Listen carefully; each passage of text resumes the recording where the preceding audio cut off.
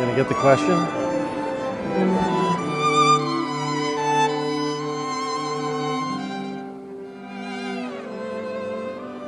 For beer. I don't know how much I can swing.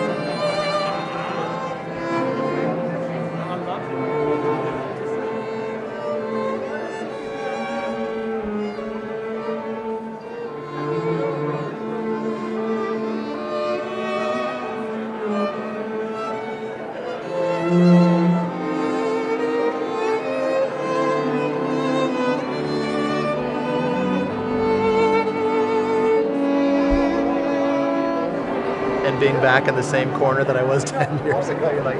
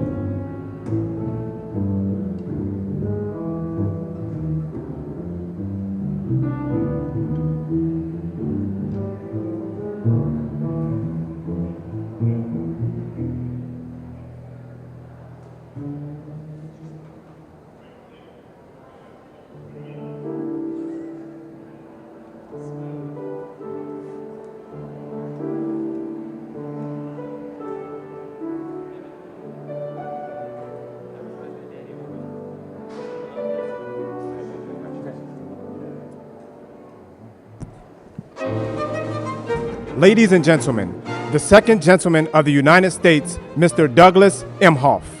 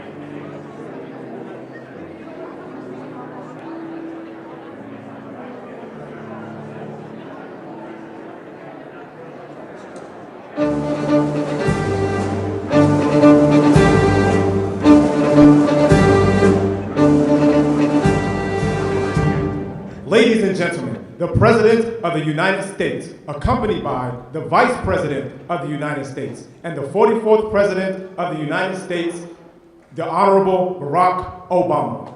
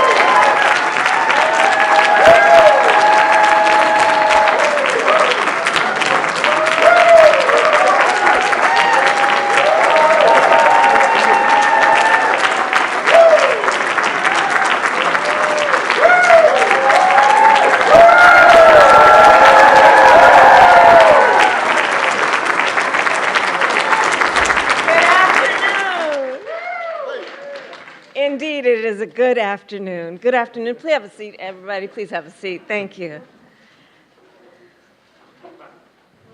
Feels good, doesn't it?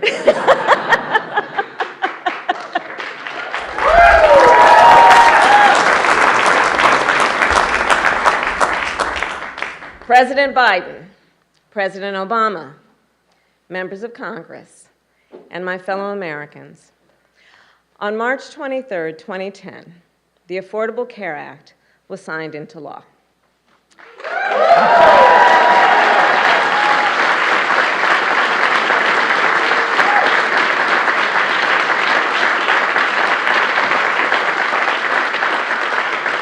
In the 12 years since, the ACA has delivered high-quality, affordable health care to more than 30 million Americans. Yes.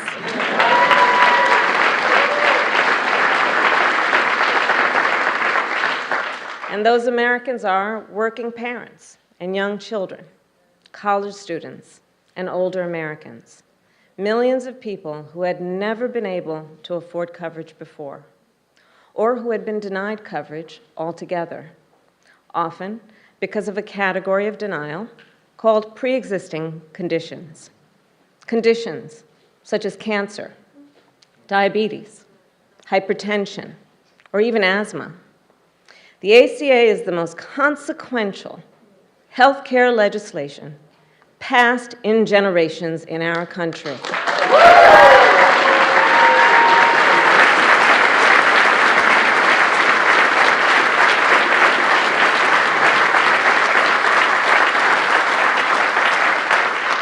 And it is something more. The ACA is a statement of purpose, a statement about the nation we must be, where all people, no matter who they are, where they live, or how much they earn, can access the health care they need, no matter the cost. You know, when I served as Attorney General of California, it was that purpose that led our office and 10 other state attorneys general to submit a brief to the United States Supreme Court in defense of the ACA, and it is that purpose that brings us all together today, to continue to expand affordable health care and its coverage to families across our nation, and to call on Congress to take action, to pass legislation that simply allows Medicare to directly negotiate prescription drug prices with pharmaceutical companies.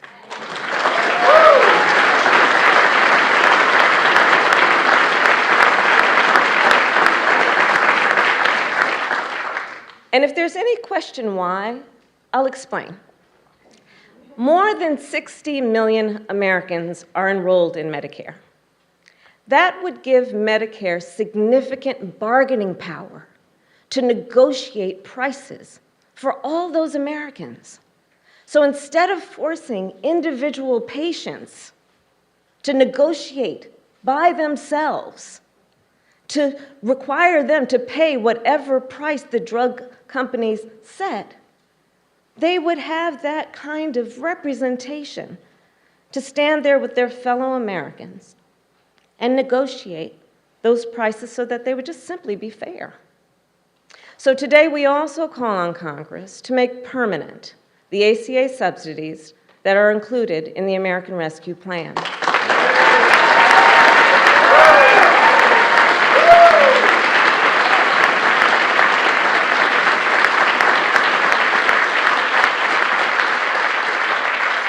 Subsidies that are currently lowering insurance premiums for millions of Americans and which are set to expire in December. And more must be done. Currently, there are 12 states in our nation that refuse to expand Medicaid for no reason other than petty partisan obstruction. As a result, 4 million people in our country are locked out of coverage. And that comes at a cost. For example, women who do not have health care coverage and are therefore less likely to have access during pregnancy or before or after to pelvic exams or vaccinations, prenatal checkups, postpartum, depression screenings, and all the other essential care they need to be safe and healthy before, during, and after birth.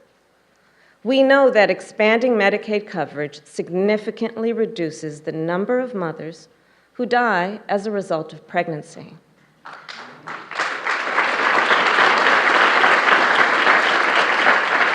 So the sooner coverage is expanded in those 12 states, the more lives we will save. Protecting the health and well-being of the people of our nation should not be a partisan issue. Every person in our nation should be able to access and afford the health care they need to thrive, not as a privilege, but as a right.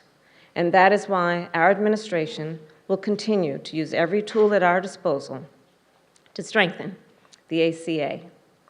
And with that,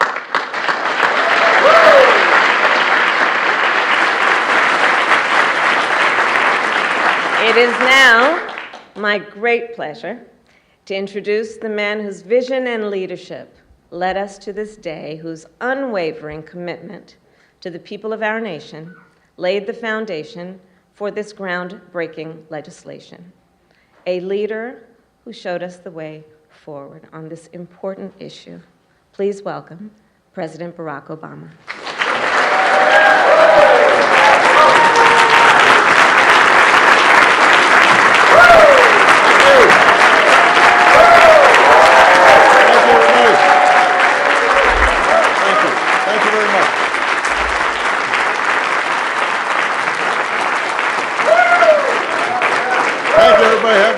Have a seat. Thank you. Vice President Biden, Vice President. That was a joke.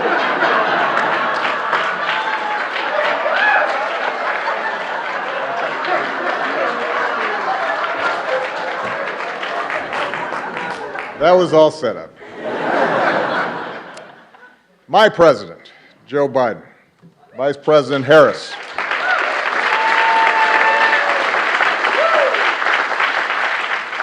Our dear friend, Madam Speaker, Nancy Pelosi. All the members of Congress who are in attendance today, the members of Cabinet. It is good to be back in the White House. It's been a while. I confess, I heard some changes have been made by the current president since I was last here. Apparently Secret Service agents have to wear aviator glasses now.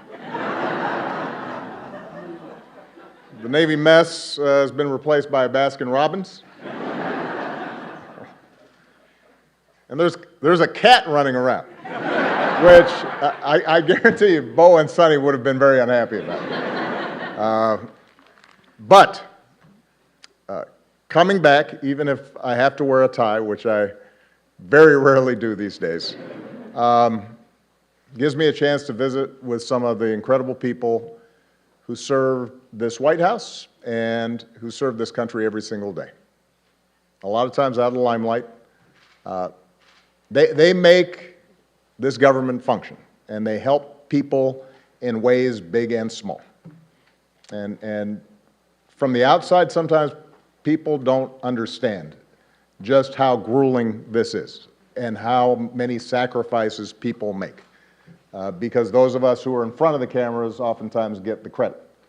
But it's a lot of people who are devoted day in, day out to making this country better that matter, and a lot of them are represented here. And that's not just in the West Wing, by the way. It's also in the residence. There were a lot of people who looked after our families that I will always be grateful to. So it's wonderful to be back to say thank you to all of you. But most of all, coming back here gives me a chance to say thank you and spend some time with an extraordinary friend and partner who was by my side for 8 years. And Joe Biden and I did a lot together.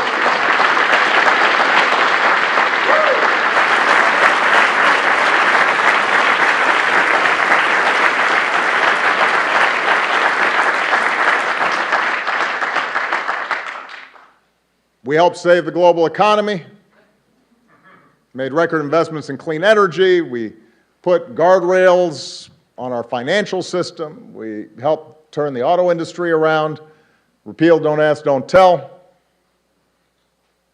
But nothing made me prouder than providing better health care and more protections to millions of people across this country.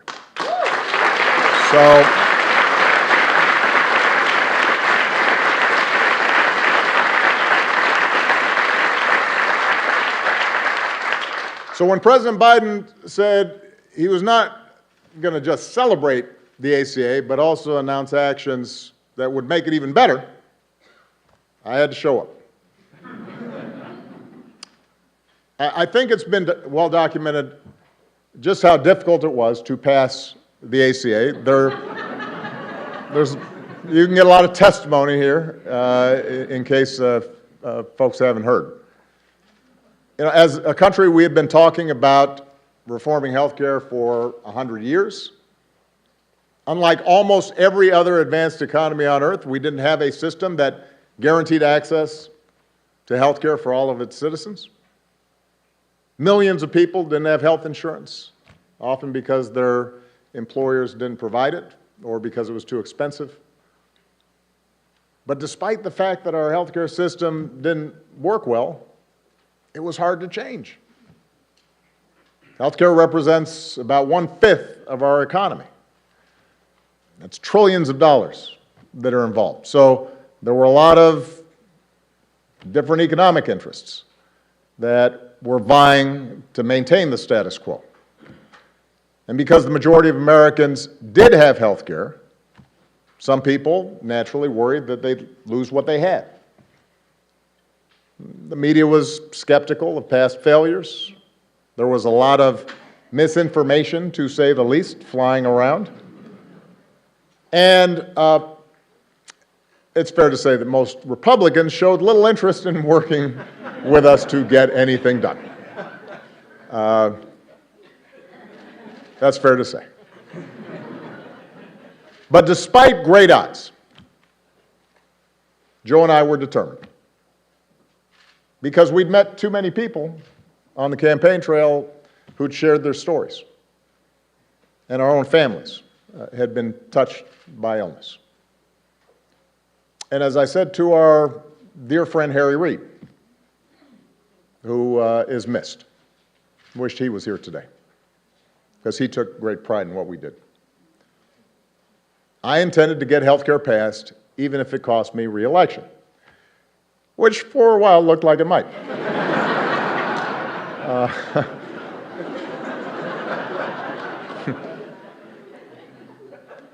But for all of us, for Joe, for Harry, for Nancy Pelosi, for others, the ACA was an example of why you run for office in the first place, why all of you sign up for doing jobs that pay you less than you could make someplace else, why you're away from home sometimes and you miss some soccer practices or some dance recitals. Because we're not supposed to do this just to occupy a seat. or to hang on to power. But we're supposed to do this because it's making a difference in the lives of the people who sent us here. And because of so many people, including a lot of people who are here today, made enormous sacrifices. Because members of Congress took courageous votes, including some who knew that their vote would likely cost them their seat. Because of the incredible leadership of Nancy and Harry, we got the ACA across the finish line together.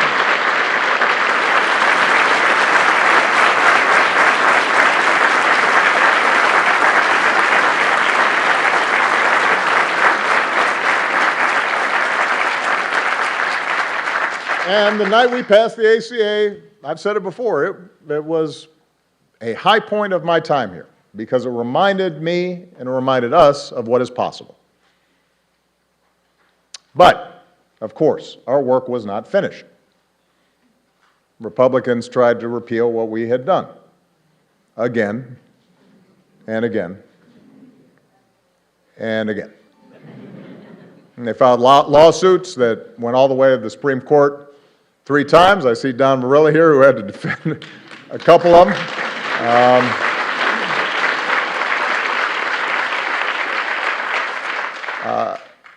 They tried explicitly to make it harder for people to sign up for coverage.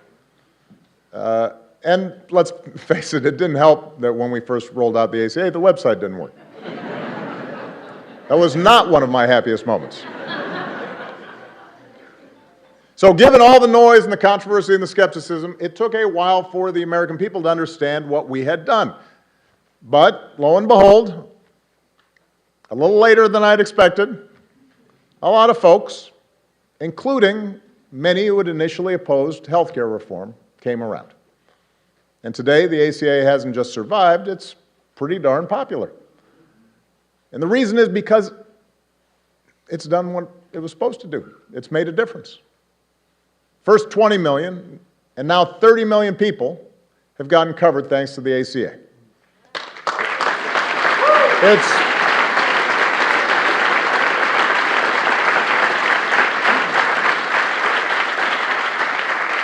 It's prevented insurance companies from denying people coverage based on a pre-existing condition. It's lowered prescription drug costs for 12 million seniors. It's allowed young people to stay on their parents' plan until they're 26. It's eliminated lifetime limits on benefits that often put people in a jam. So we are incredibly proud of that work. But the reason we're here today is because President Biden, Vice President Harris, everybody who's worked on this thing understood from the start that the ACA wasn't perfect. To get the bill passed, we had to make compromises. We didn't get everything we wanted. That wasn't a reason not to do it. If you can get millions of people health coverage and better protection, it is, to quote a famous American, a pretty big deal.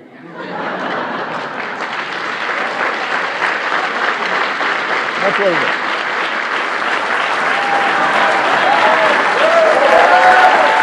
Big deal.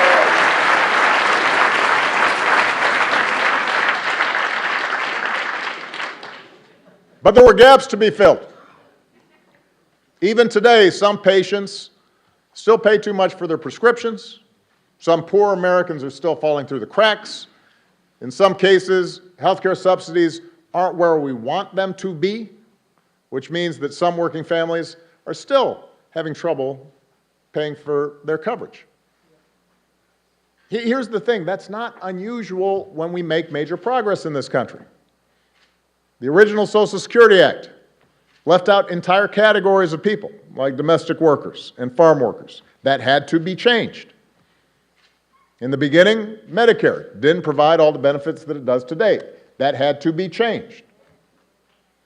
Throughout history, what you see is that it's important to get something started, to plant a flag, to lay a foundation for further progress. The analogy I've used about the ACA before is that in the same way that was true for early forms of Social Security and Medicare, it was a starter home. It secured the principle of universal health care, provided help immediately to families, but it required us to continually build on it and make it better. And President Biden understands that, and that's what he's done since the day he took office. As part of the American Rescue Plan, he lowered the cost of health care even further for millions of people. He made signing up easier. He made outreach to those who didn't know they could get covered. Make sure that they knew. Made that a priority. And as a result of these actions, he helped a record 14.5 million Americans get covered during the most recent enrollment period.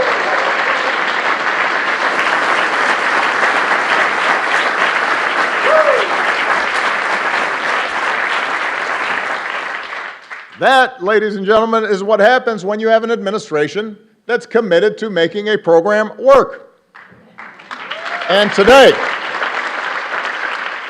the Biden-Harris administration is going even further by moving to fix a glitch in the regulations that will lower premiums for nearly 1 million people who need it and allow 200,000 more uninsured Americans get access to coverage. I'm a private citizen now, but I still take more than a passing interest in the course of our democracy. But I'm outside the arena, and I know how discouraged people can get with Washington. Democrats, Republicans, Independents. Everybody feels frustrated sometimes about what takes place in this town. Progress feels way too slow sometimes. Victories are often incomplete. And in a country as big and as diverse as ours, consensus never comes easily. But what the Affordable Care Act shows is that you are driven by the core idea that together we can improve the lives of this generation and the next. And if you're persistent, if you stay with it, and are willing to work through the obstacles and the criticism and continually improve where you fall short, you can make America better. You can have an impact on millions of lives. You can help make sure folks don't have to lose their homes when they get sick, that they don't have to worry whether a loved one is going to get the treatment they need. President Joe Biden understands that. He has dedicated his life to the proposition that there's something worthy about public service and that the reason to run for office is for days like today. So I could not be more honored to be here with him as he writes the next chapter in our story of progress. I'm grateful for all the people who've been involved in continuing to make the ACA everything it can be, and it is now my great privilege to introduce the 46th President of the United States, Joe Biden.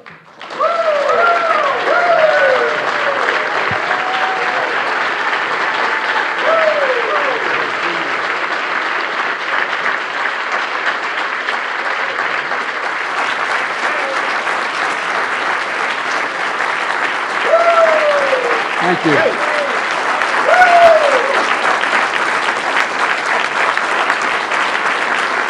Thank you, thank you, thank you. Please, thank you. Thank you.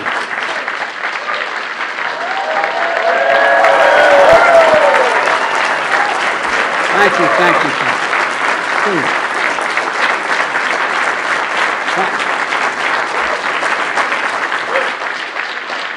Please. Thank you.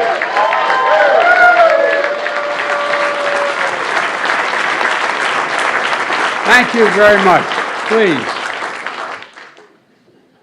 My name is Joe Biden. I'm Barack Obama's Vice President.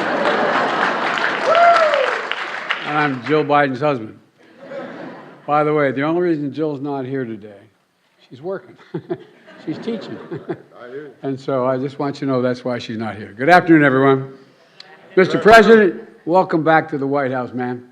Feels like the good old days. Being here with you brings back so many good memories. We just had lunch together, and We weren't sure who was supposed to sit where.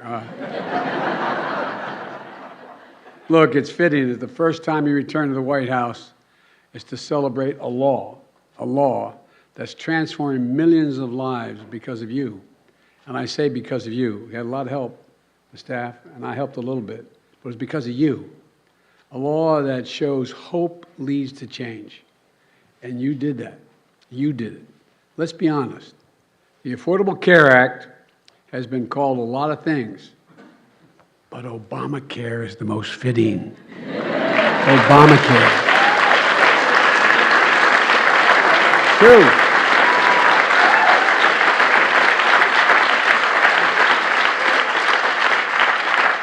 I can tell you all how much Barack Obama cared about getting this done.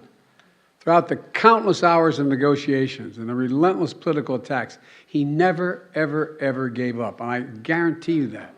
If I had time, I could tell you all the times when he'd say, should we compromise, should we do, and I'd say, well, we ought to think about it. No, if I do that, then so-and-so won't get covered. This group of people won't get covered. And whether it was after meeting during our weekly lunch, and we met every single day, he'd remind me why we're doing this in the first place. We're doing this in the first place for people who needed it and deserve to be treated with dignity. Dignity. The idea that when you can't afford health insurance for your children, for your spouse, male or female, it doesn't matter. Not only are they in trouble, but you're deprived of your dignity. Barack, you talked about the idea that it was important that we make sure that you couldn't outrun your insurance. I can remember there with Bo, thinking to myself, what would I do if they walked in and said, you've outrun your time here? And there were still 35 days to live. The things that change people's lives. We both understood the Affordable Care Act wasn't about a single president or the presidency. It was about the countless Americans lying in bed at night, staring at the ceiling, wondering, my God, what if I get really sick? What am I going to do? What is my family going to do? Will I lose the house? Discussions we had in my house with my dad when he lost his health insurance. Who's going to pay for it? Who's going to take care of my family? You know, in America, healthcare, as we all three said, will have now said, healthcare should be a right, not a privilege. And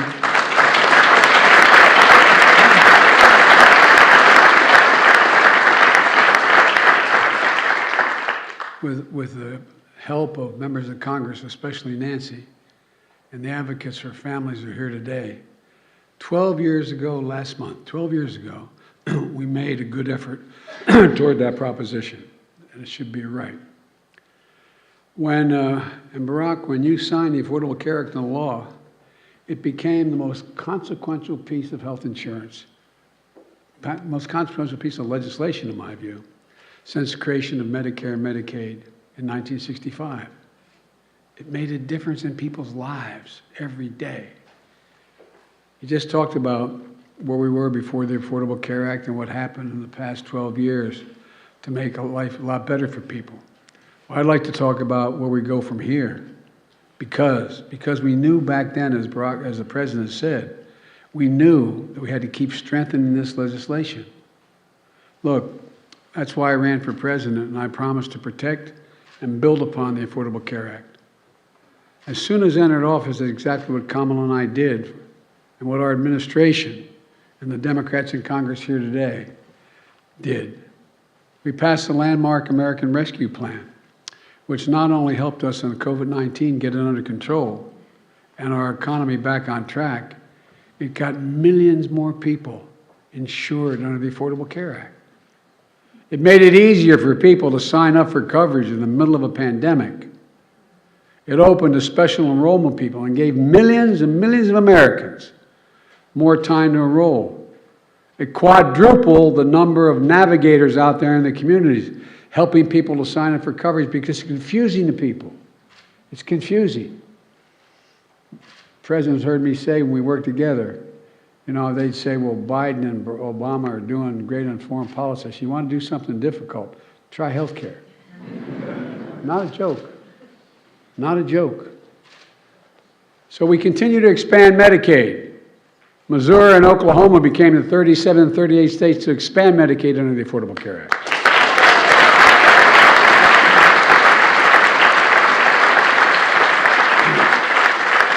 And as been mentioned, over 31 million people now have health insurance through the Affordable Care Act. 4 out of 5 Americans can find quality coverage for under $10 a month. The average family is saving $2,400 a year on their premiums. That's $200 every single month, available for other needs in their lives, from gas to groceries to other basic necessities. The bottom line is this: the Affordable Care Act is stronger now than it has ever been. And today,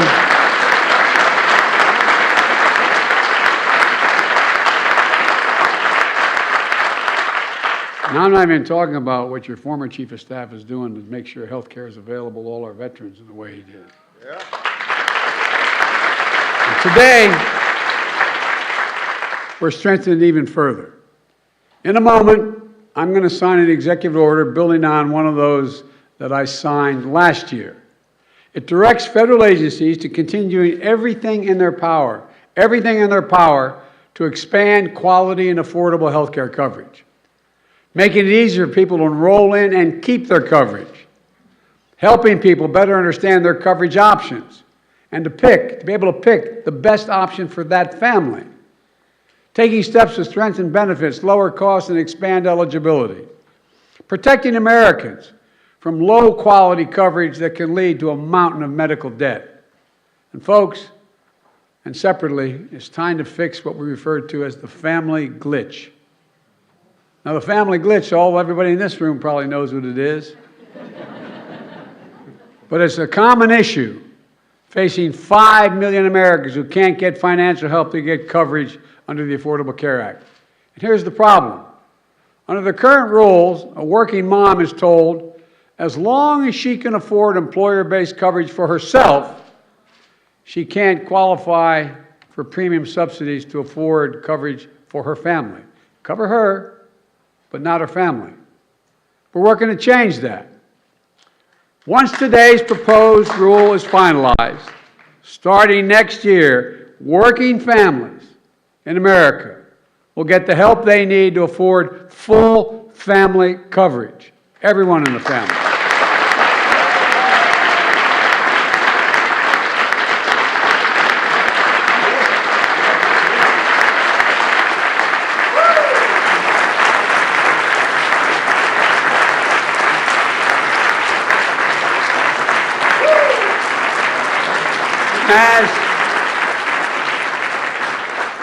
As a result, families will be saving hundreds of dollars a month.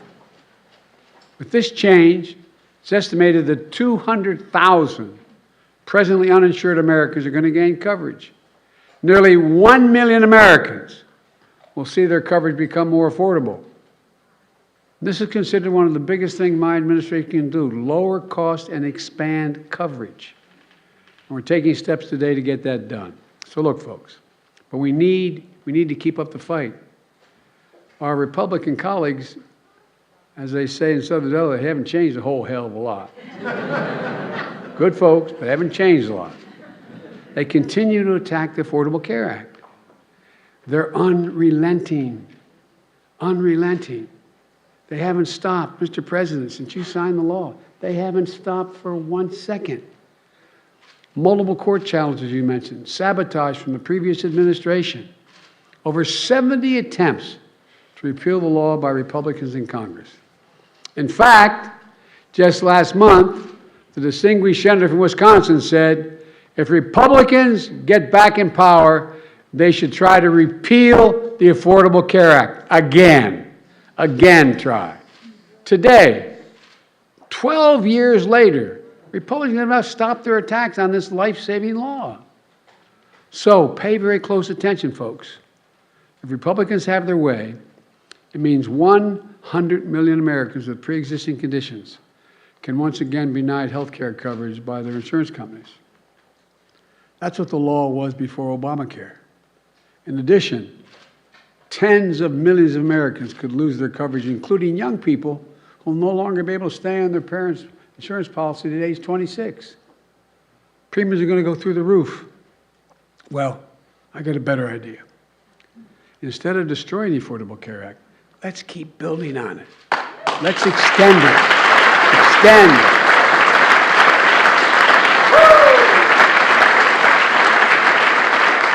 And because of all the folks in this room, members of Congress, the American Rescue Plan subsidizes that are lowering premiums, subsidies are lowering premiums and extending coverage. And I got a little practice when you gave me that other act, when we were president. You were president, I was with you. Look, close the Medicaid coverage gap that locks nearly 4 million Americans out of coverage just because their states refuse to expand Medicaid. Lower prescription drug costs, which was mentioned already, by allowing Medicare to negotiate prices for drugs that are on the market. We can do this. We should do this. We have to do this. But let me close with this. 12 years ago, at a bill signing the Affordable Care Act, President Obama said, quote, "We're a nation that does what is hard, what is necessary, and what is right." That's exactly what he did. Exactly what he did. And folks, that's what we have to do. That's what we do as Americans. You know, it's what all of you did here in making the Affordable Care Act possible. I really mean it. We just got to keep it going and keep building on it. We need to keep the faith. We need to remember we're the United States of America, and there is simply, literally, nothing beyond our capacity when we're united and do it together. So God bless you all. May God protect our troops. And now I'm going to sign an executive order. And Barack, let me remind you, it's a hot mic.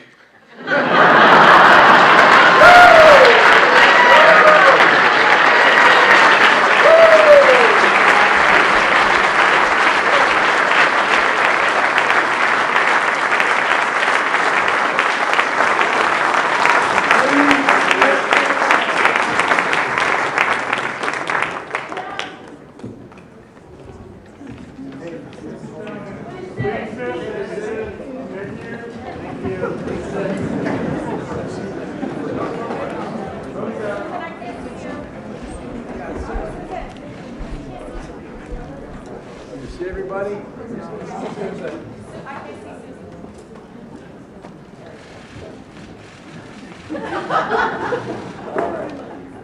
I have to admit, one thing I haven't gotten down. Barack Obama could sign his name using 9 different pens. I'm going to use one.